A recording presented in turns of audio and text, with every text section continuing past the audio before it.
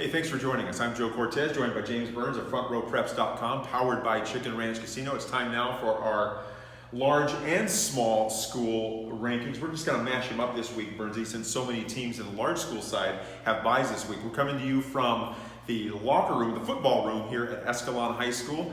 You can see the 8 championship banners behind us, the blue felt banners that everybody covets, because this week's game of the week is between Hillmar and Escalon. Let's dive into the small school rankings first. Sonora back in at number 10. They get their first week of the season, and they have a bye this week. It was a great win for Sonora last week. They beat up on West, and they started to finally look like themselves in that game. Evan Bearden was huge. It's been a slow go for him after having that elective ankle surgery in the offseason. And he was our American Chevrolet Athlete of the Week this week for the small schools. Had a pick 6 to get him going and a 36-21 win. Number 9, Big Valley Christian taking on Turlock Christian. They have a homecoming game this week against Turlock Christian. Should be a happy homecoming for the Lions. They are the prohibitive favorite in the CCAA. Number 8, a TVL team, Houston. Houston climbs in the poll this week. The Huskies are coming off a 35-7 win against Livingston. I knocked them last week. They beat Somerville just 12-9, kind of eat the A win is a win, Bergsy. A win is a win, but I'm looking for style points. You are. You do like the style Here's points. the thing. They get their chance. They get Modesto Christian this week. They get their chance on Friday. That's right. That's right. Number 7, Denair taking on Ripon Christian. Big challenge for the Coyotes. The Coyotes have been nothing but consistent this year. Stephen Winston, Dylan De Silva. It just seems like a new guy. Hunter Musgrave, a new guy each week steps up and scores 2-3 touchdowns for him. They've got Ripon Christian this week, and it's going to be a tough one. Or Stimba comes in number 6. They've got LeGrand. The 3-time defending champions have lucked out with the schedule this year. They beat Mariposa, which is down last week. Then they have LeGrand, which has had its own struggles. But this all sets up a clash again with Ripon Christian. Ripon Christian's number 5. We talked a little bit about them. They have Denair this week. They beat Waterford last week, knocked Waterford out of the top 10. Let's move to number 4. Number 4, Hillmar, toppling from the number 1 spot. Doesn't get any easier for the Yellow Jackets. They've got Escalon this week, who is our number 2 team. Hey, Frank talked about this in our pregame show on Friday. He said, what did I do to deserve this? A section champion opens up at Ripon and then has to turn around and go on the road to Escalon. This game is a rematch of their playoff game. A game won by Hillmar. Mark Lorero's last game. I don't think they've forgotten that around here. No. It's going to be an exciting game. It will be. Number 3, Modesto Christian taking on Houston. Number 2, Escalon. We mentioned they've got Hillmar this week. And number 1, who is it? It's Ripon. It's Ripon. Hey. Do the math. Yeah, Ripon, fast, athletic. You know what I liked about that Ripon team is though undersized, I thought their defensive line did a great job getting in the backfield and making life tough for Texera. I mean, Sharp got his yards, but he really had to work for him in spots. If you limit a team as explosive as Hillmar to 21 points, I guess you deserve to win. Nobody happier about that than our old colleague, Brian Vanderbeek, the old Ripon Indian himself. Okay, let's move over to the large school side. Like I said, we got a lot of byes this week among the large schools. Number 10, Grigori gets into the top 10. They're on a bye, coming off a big win. Now, this is 3 straight for Grigori. I mean, they had a rough start to the season, but by all accounts, they're finding their form. They've got a nice young sophomore, Isaac Herman, who was an Athlete of the Week candidate. He's got back-to-back games with over 100 yards. And last week returned a kickoff, 85 yards for a touchdown, and a win over Western Ranch. Number 9, Manteca, coming off a big loss to Central Catholic. Well, not a big loss. I mean, they battled them there tooth and nail. They're on a bye this week. Number 8, Modesto has stats. Seacal right on the horizon. Most teams have elected to take their bye this week. Modesto's going to play a game. And listen, that offense is clicking right now. They put up points early in last week's victory. I look for them to get this nice tune-up for Seacal and tougher games ahead. Buhack Colony has a bye this week. They're number 7, the Thunder.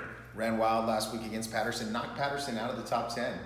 8 rushing touchdowns in that game. I think everybody touched the ball. Even Kevin Navarro, I think, scored a touchdown in that game. Really? Can a coach do that? Is that legal? Might have. Number 6, Oakdale. The Mustangs had their struggles last week. They did. The Mustangs had their struggles, but Merzan forecasted that. He said, listen, opening up on the road at East Union is going to be a tough game. East Union is much improved, a lot of athleticism on that side of the field. What I liked is they answered the call. They put that game away. Max Moore is developing into a sturdy, go-to running back, go-to guy at the fullback position. Merzan also told us that by the end of the year, Oakdale will be Oakdale. And that's I think everybody knows Everybody knows that. Number 5, Turlock, coming off a big loss to Central, the top team in the Fresno area. The Bulldogs have a bye this week. I thought about maybe penalizing Turlock for that loss. You have teams behind them like Oakdale and Buhack that have won. But listen, when you look at that schedule, it might be the toughest schedule outside of the one that Central Catholic has played. Yes, I agree. It's hard to go down into to Fresno, and it's hard to go into the Bay Area, and hard to go into Sacramento. Take on Tracy. They're 0-3 in those games. But I think you got to credit them for stepping up to the plate, and I think they're going to be better for it once they get in the CCAL. Basically, the bottom line was, is Turlock a top 5 team? Of course they are, and so I could not justify putting them at 6-7 in our poll. Good for you. Okay, so Turlock gets a bye, probably a welcome bye right now. Another team with a welcome bye, Downey, the Downey Knights. They've got some quarterback issues. Well, their starter is gone down with a shoulder sprain, and then they don't really know who they're going to put in there. If Bo Green isn't ready to go, they're welcoming the bye. They're number 4. Yeah, you had a chance to talk with Jeremy Plow about this, and he outlined to you that there could be 4 options by the time they get to the CCAL opener against Turlock. I think the number 1 option still is let's get Bo Green healthy, and let's have Bo Green for that game. But it could be anywhere from 1 to 3 weeks for Bo Green, or 4 weeks. Yeah. The other options are maybe Bryce Peterson. Maybe bringing up Bryce Gowker from the JV. He had requested a move down to the JV, which you can do now for juniors. Yeah. Juniors can go down and play. He requested playing time, so they sent him to the JV squad. Ethan DeFantorum came in an emergency basis. They can get him ready with more reps, or they could go with Bryce Peterson, who still is having trouble throwing the ball overhand because of this injury he suffered last. A team who doesn't want to see the bye coming? Pittman. They're on a roll. They're number 3. I'm looking forward to the CCAL to really see what they have. I mean, across town you have Turlock that's really challenged themselves. Downey has stepped up their schedule. I think Pittman has done what it's needed to do in this early part of the season. They've won games. Absolutely. They've won games, and you can't knock them for that. And we haven't.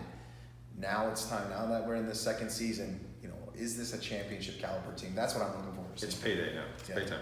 Number two, Merced. Talk about them Bears. Them Bears, man. Put these Bears on a pedestal. Demir Warren, again, what can we not say about Demir Warren? Listen, Jody asked me earlier in the week, he said, go back and check the box score. Go back and check the box score. Tell me what Demir Warren did from the line of scrimmage. Yeah. I mean, he returned it. He had the interception return for a touchdown. I think he had a kickoff return for a touchdown. Check. And he threw a touchdown pass. Check. The kid checks all the boxes. He does. He's a phenomenal talent. Junior Garcia. Merced looks like a lock too. Merced looks like a lock in the CCC. Demir, you were my pick for Athlete of the Week this week. I'll have you know.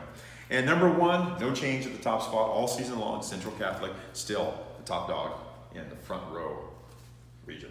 Despite its struggles, despite all of its struggles last week, Central Catholic remains on top. Even with all the penalties, the missed opportunities, the injuries that they sustained, they still managed to beat a top 10 pro. That takes a lot to put a team out like Manteca.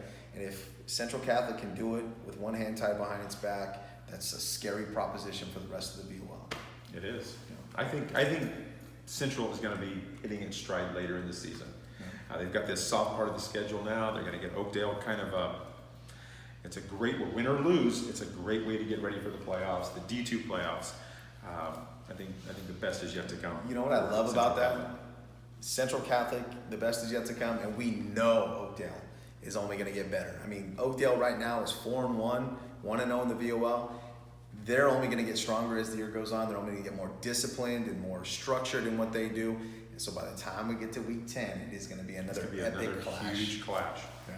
So that's it for our small and large school predictions. We kept them into one show this week because of all the buys we had this week. So for James Burns, I'm Joe Cortez, and we want to thank Valley Orthopaedic, our sponsor for the large and small school rankings. Valley Orthopaedic, the bone and joint specialists. Until next time, we'll see you later.